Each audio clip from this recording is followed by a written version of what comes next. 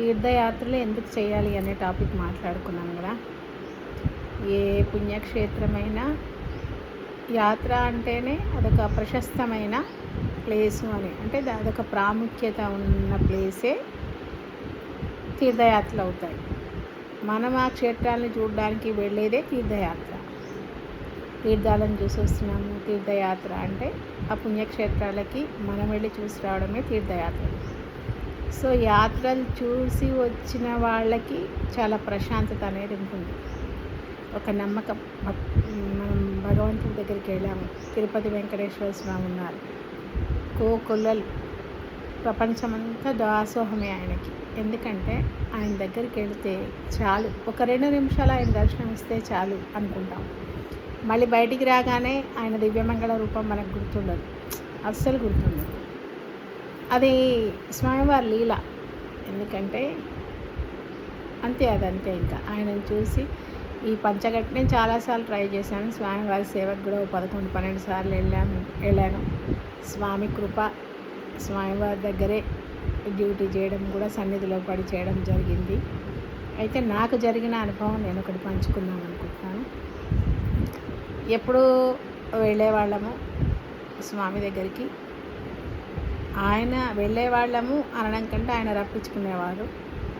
స్వామివారి మంగళాశాసనాలు మాకున్నాయి, అంతే. ఆయన కృప, ఆయన దయ, ఇంకేదేమైనా సరే ఆయన చల్లని దీవెనలు మా మీద, మా వంశం మీద ఉన్నాయి అనేది నా నమ్మకము. సరే వెళ్ళాము, ఒకసారి సేవకి వెళ్ళాము. డబల్ డ్యూటీస్ కూడా చేసేవాళ్ళం.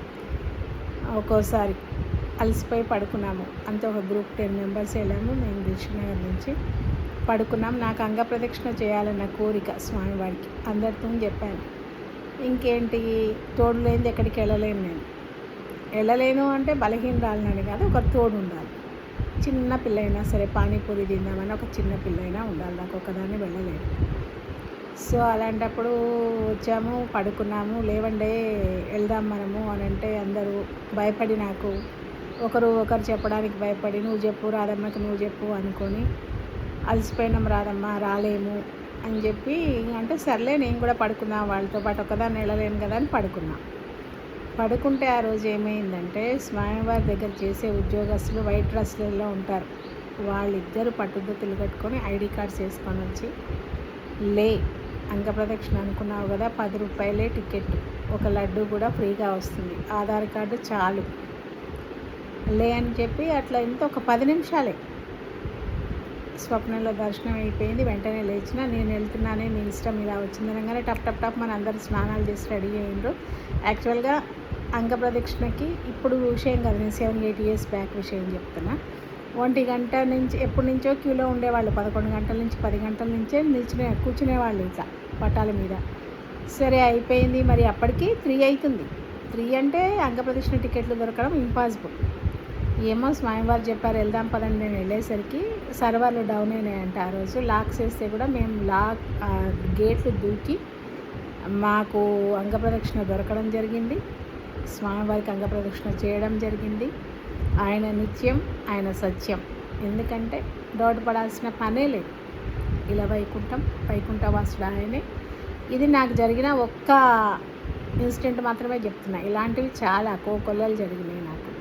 అందుకని తీర్థయాత్రలకు వెళ్ళడం వల్ల ఏమవుతుంది, భక్తి అనేది పెరుగుతుంది. ఏమన్నా ఆపదలున్నా ఏమున్నా స్వామివారు, మనం దేవుణ్ణి చూసేదానికంటే మనని ఆయన చూడాలి. దానివల్ల ఏంటంటే ఏ ఆపదలున్నా ఏమున్నా స్వామివారి దృష్టి మన మీద ఉంటే ఏ ఆటంకాలు రావు, సజావుగా జీవితం సాగుతుంది. మీ అబ్బాయి దారి తప్పాడనుకోండి, తల్లిదండ్రులు ఏం చేస్తారు, చేయి పట్టుకొని సరే ఈసారి తప్పు చేశాడు ఇంకోసారి చేయకుండా ఎలా చెప్తారో, మనకు కూడా స్వామివారు అలానే. బోనభాండాలు 14 బోనభాండాల్లో కల్లా మహిమాన్విత క్షేత్రం మన తిరుపతి. సో ఇదొకటి నాకు అనుభవం జరిగింది.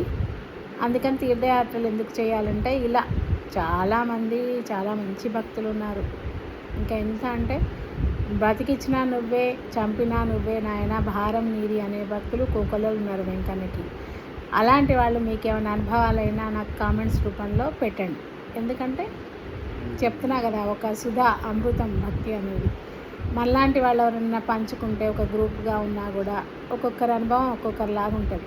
ఇప్పుడు నవ్వే డేస్లో పిల్లలకి భక్తి ఉంది లేదనడానికి లేదు. కొంతమంది ఇదంతా ట్రాష్ అనుకునే వాళ్ళు ఉన్నారు, కొంతమంది పూర్వజన్మ సుకృతం భక్తులు ఉన్నారు. దీనికి ఉదాహరణ ఏంటంటే శృంగేరి మన సికింద్రాబాద్లో పద్మారావు నగర్లో స్వామివారి గుడి ఉంటుంది, సుబ్రహ్మణ్య స్వామి గుడి. మంచి మంచి మార్వాడీస్ పిల్లలు కార్లు నడుపుకుంటూ హై ఉంటారు పిల్లలు, మంచి హైలీ ఎడ్యుకేటర్స్. మెట్లకు కూడా పూజలు పసుపు కుంకుమలు పూసుకుంటూ ఎక్కుతారు మంగళవారాలు. చూడాలి ఒకసారి, అక్కడ అద్భుతంగా ఉంటుంది. అలాంటి జనరేషన్ కూడా ఉంది. ఇంకా మన కృషి ఏంటంటే ముందు ముందు ఈ జనరేషన్ వాళ్ళకి భక్తి అంటే ఏంటి, మన సాంప్రదాయాలు అంటే ఏంటి, మన ఇండియా అంటే ఏంటి, ఎంత పెద్ద గొప్ప దేశం మనది అనేది తెలియాలనేది నా ఉద్దేశం. Thank you.